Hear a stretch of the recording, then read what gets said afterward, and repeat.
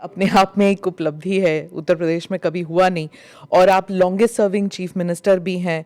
तो उत्तर प्रदेश की जनता ने आपको दूसरी बार क्यों इलेक्ट किया था? क्या इसलिए कि आपकी छवि एक हिंदुत्ववादी नेता की है, या फिर फर्स्ट टर्म में आपने माफिया राज पर जो धावा बोला था इसकी वजह से? किस लिए आपको दूसरी टर्म में, और क्या एक और सवाल इसमें, क्या आप हैट्रिक के लिए ट्राई कर रहे हैं आप?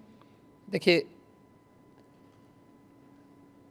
मैं रहा नहीं हूँ, मैं वर्तमान में भी चीफ मिनिस्टर हूँ और पिछले 8 वर्ष के अंदर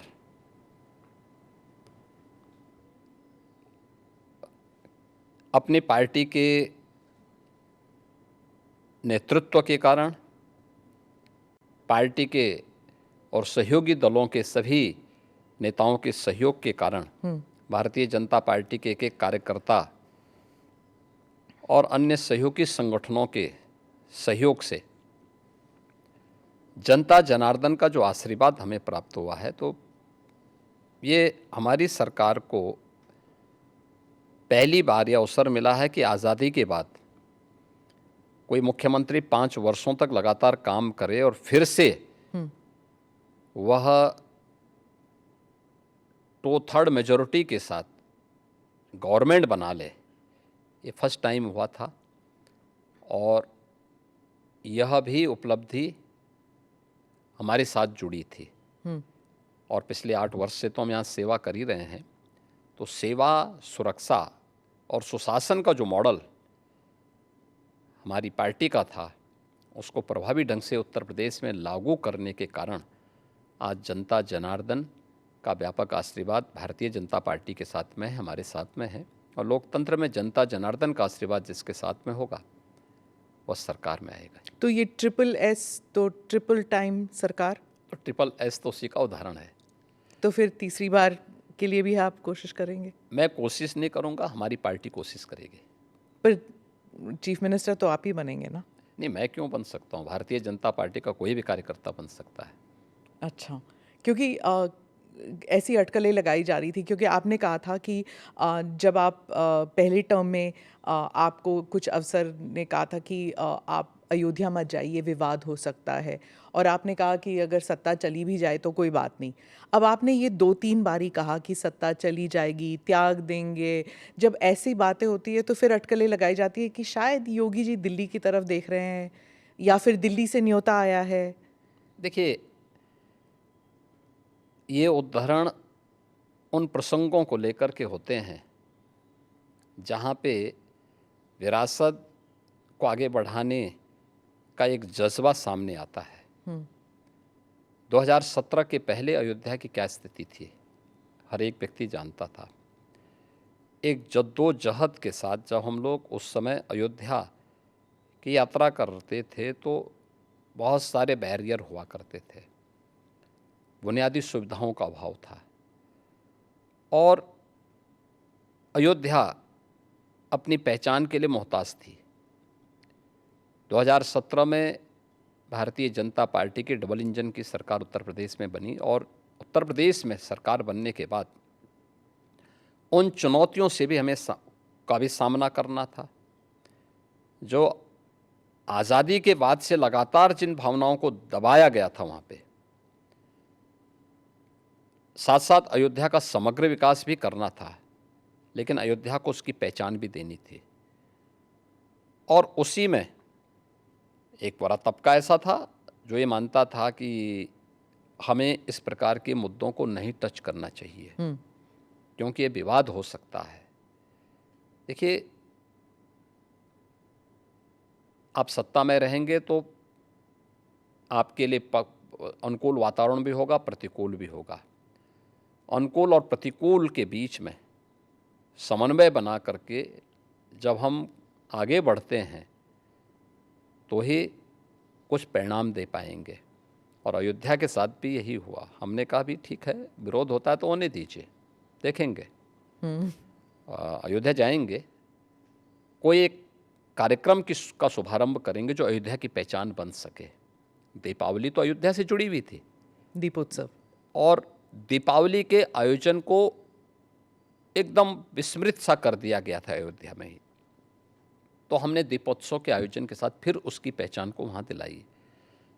तो हम लोगों ने वहाँ पे मर्यादा पुरुषोत्तम भगवान श्री राम के प्रति और सरयू मैया के प्रति दीपोत्सव के माध्यम से जो कृतज्ञता ज्ञापित की थी, उसका परिणाम आज नई अयोध्या के रूप में सबके सामने है, जिसको देख करके हर व्यक्ति अभिभूत होता है। तो प्रधानमंत्री जी का जो विजन विरासत के प्रति है, उसका मूर्तमान स्वरूप आज अयोध्या में भी देखने को मिलता है। आज आप देख रहे होंगे, जिस अयोध्या में साल भर में कुछ लाख लोग आते थे, आज करोड़ों लोग वहाँ पहुँच रहे हैं। व्यवसाय वहाँ फल फूल रहा है, लोगों को अनेक अवसर प्राप्त हो रहे हैं। तो हम लोग अपनी सत्ता की चिंता करें और अपनी विरासत को विस्मृत कर लें, तो मुझे लगता है कि ये हम न्याय नहीं कर पा रहे हैं, अपने साथ भी, अपने समाज के साथ भी और अपने देश के साथ भी। योगी जी, आपने डबल इंजन सरकार का जिक्र किया। अखिलेश जी कहते हैं डबल इंजन क्या, अब तो इंजन एक दूसरे को नमस्ते तक नहीं करती। हाँ, देखिए, ये उनके संस्कार थे। हमारे यहाँ हम विरासत को सम्मान दे करके अपनी वर्तमान लीडरशिप को भी सम्मान करते हैं और अपने पूर्वजों के प्रति भी सम्मान का भाव रखते हैं। लेकिन जिनके आदर्श औरंगजेब हों, तो उनका आचरण भी उसी प्रकार का जरूर होगा, और लोगों ने देखा भी अपनी आंखों से। आप क्यों कहते हैं कि उनका औरंगजेब उनके लिए आदर्श हैं? क्योंकि वो औरंगजेब को महिमा मंडित कर रहे हैं। वे सब लोग उस कैटेगरी में खड़े हो चुके हैं। उनके नेताओं ने मुंबई से लेकर के लखनऊ तक, ये सभी लोग तो महिमा मंडन करने वाले लोग हैं। तो जिनका जैसा आदर्श होगा तो वैसे ही उनका स्वयं का चरित्र भी होगा। यही तो हमारी संस्कृति भी कहती है, शिवो भूत्वा शिवम यजेत। तो जो जिसकी पूजा करेगा उस जैसा ही बनता है।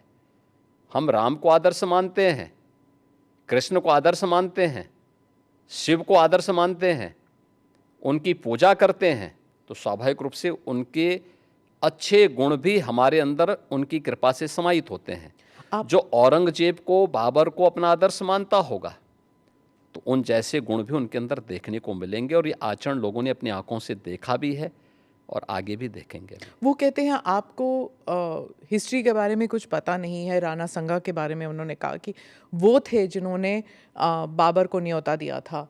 आप जानते नहीं हैं अपने विरासत के बारे में। हिस्ट्री ये लोग जानते हैं। हिस्ट्री यही लोग जानते हैं जो जिन्ना को महिमा मंडित करते हैं।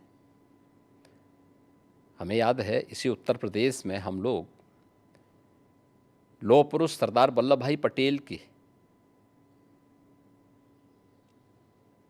Unity, run up for unity के कार्यक्रम के साथ जुड़ रहे थे।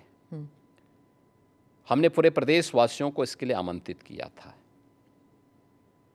सरकार भी थी, भारतीय जनता पार्टी भी थी, सभी दलों को हमने आमंत्रित किया था।